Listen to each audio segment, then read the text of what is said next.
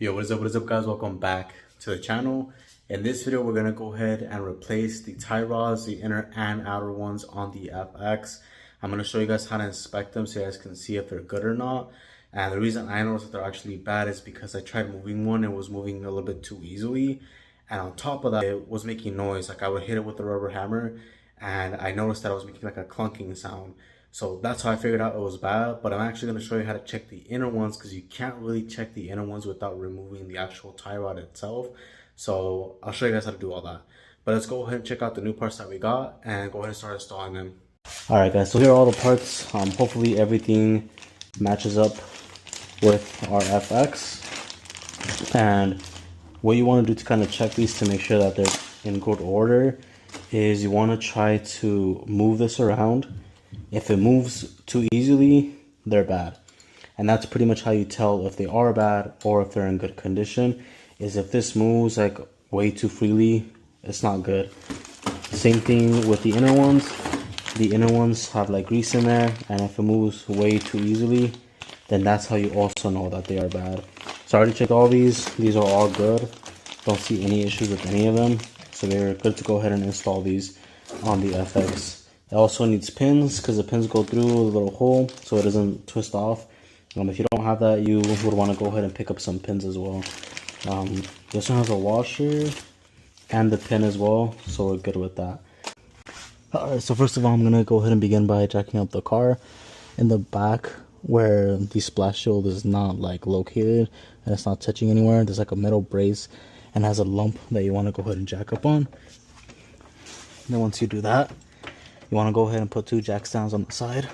So I already stuck a metal piece on the back of my rear wheel so it doesn't roll back, and I put the emergency brake on, so we should be good. You're gonna see a lump right there. That's where you want to put this at. Alright, once you have both jack stands right there, go ahead and lower it slowly. And just like that, we're good. And there's the lump I was telling you about. You want to jack it up from right here.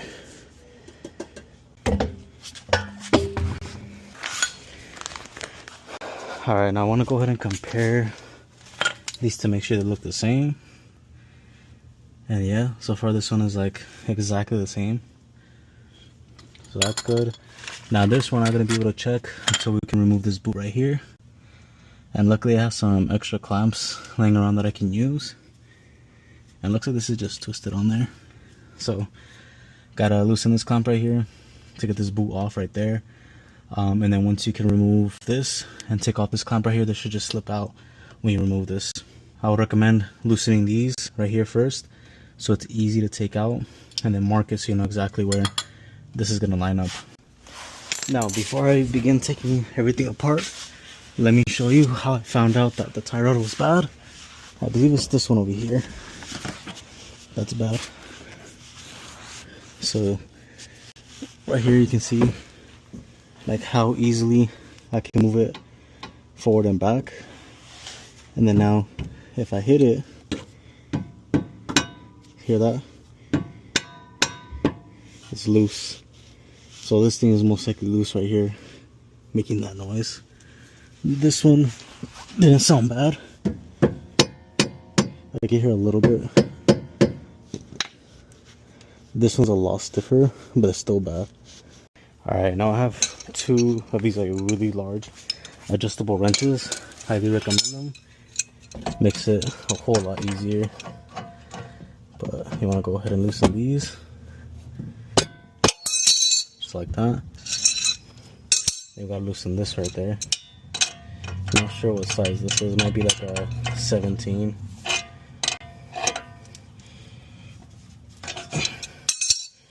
There you go. You want to go ahead and hit it with the hammer to get it out. I recommend like a 3-pound hammer because those things are heavy and it'll make it a lot easier to remove. But if you don't have one, you might be able to make it work with like a regular hammer, and then you have to heat it up so it comes out a lot easier. Since I've removed that one before, I shouldn't have to heat it up again, but I recommend something like this. And then there's an attachment that goes on here which I can't find right now.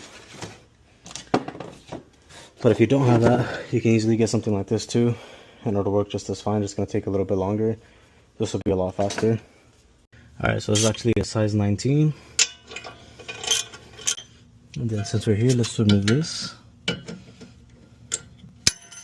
Just like that. And then we gotta take this one off. You'll most likely have to cut it. And then watch out with the ABS system. And there you go. If it doesn't come out that easy, like I said, use a heat gun. Look at that. Look at how loose that is. And then see how this is just falling down? That's how you know the inner ones are bad as well. It should be strong enough to hold this up like that. And then the best way of telling is by pulling on it.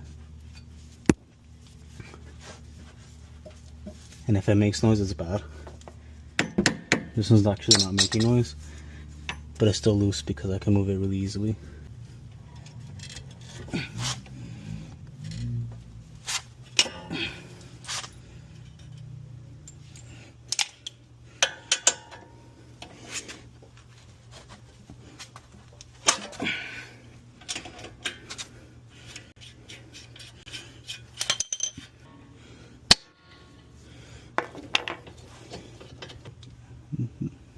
See how this one has a little bit more resistance? So the side wasn't that bad, the other side was for sure a lot worse.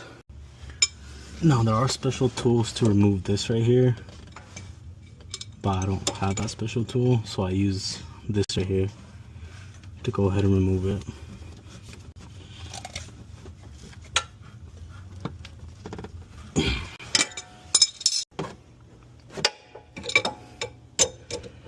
I was finally able to get it loose. Just taking a while to take it off. Alright. Now we're going to go ahead and match up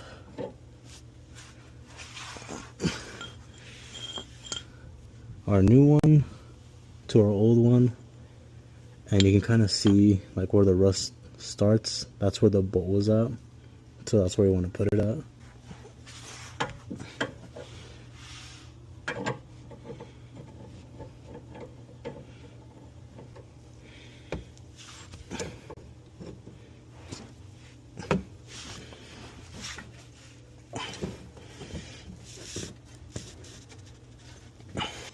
Now we're going to put this boot on.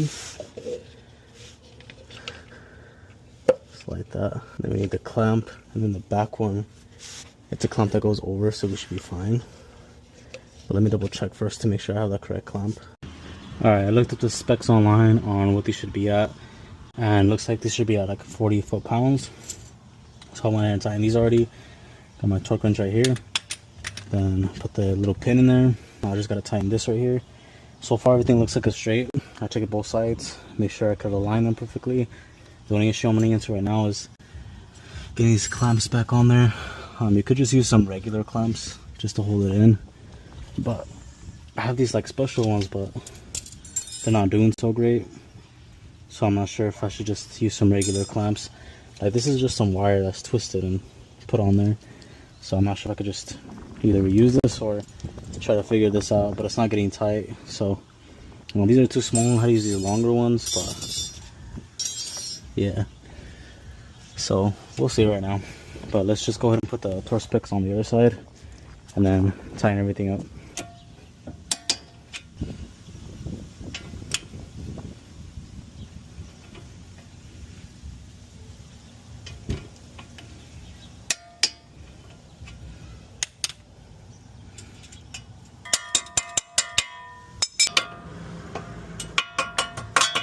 Alright guys, so everything is now completely done.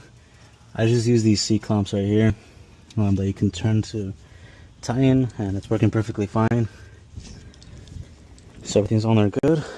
Everything's torqued down to spec. So now we gotta put the wheels back on. Pretty straightforward. I don't think that there's anything that I can really say to help you guys. But I will say though that if you want to try to get like the exact measurement right here, what you can do is once you take this arm off right here, put this part on the edge of this other corner, so like this side would be over here, and then measure it out evenly so you can get the exact same size as it came off.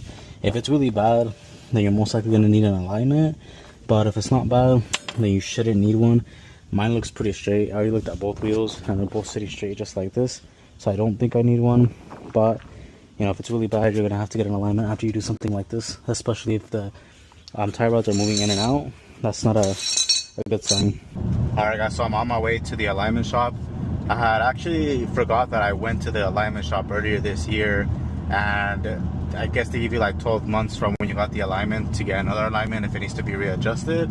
So we're on our way right now to Firestone so they can go ahead and do my alignment on the FX. And I'll show you guys the graph how it looks once they do the alignment. When I got it aligned before, it actually came out pretty good. It was only like a few decimals off of the alignment, but I can't say right now that once I turn or something, like it does sway a little bit, but the vibration for the most part is like completely gone. I don't see the vibration. As you can see right now, it's not really vibrating. I think it's just moving around a little bit because the tires are off. I was looking at them earlier and you can see that it kind of like sticks out a little bit more than the other one, so I'm pretty sure that's what it is. So once we get this alignment, it should fix it. And I just drove the car again right now, and I haven't driven the car for about a week, and the swaying is not as bad, or it's not nearly as close as what it was before, so that's a good sign already. Alright guys, so we just got back from the alignment shop, and I want to show you the previous alignment that was done a few months ago and the current one. The biggest difference I'm honestly seeing is going to be with the front left camber. It did go up for some reason. Before I was at 1.5. Now for whatever reason it's at 1.9, and then the right side's at 1.4. So it did go up, so I wonder if something's wrong with something else on the front left side. I do know that I believe it is the left side that I have the newer arm. Unless it's the older one, maybe that's why it's bad. But the biggest adjustments that were made were in the toe. So right there you can see it was at -1, and now it's at +8. Right here, same thing, was at -1.05. Now it's at 0.7. Positive, this is negative. So they have made huge adjustments there. Everything else practically stayed the same. Not much difference that has been made. If you want to make adjustments to the camber, you will have to get camber arms. The reason why mine is so high on the negative side is because I'm lowered on H&R springs. I know it would most likely be like at around 1 instead of being at -0.4 and 0.9. So if you don't have lowering springs and your stock height, this should look a lot better. That's why mine's in red, just to clarify. And in order to fix the camber, I would have to get like adjustable camber arms on both the front and the back in order to fix all the camber that I have.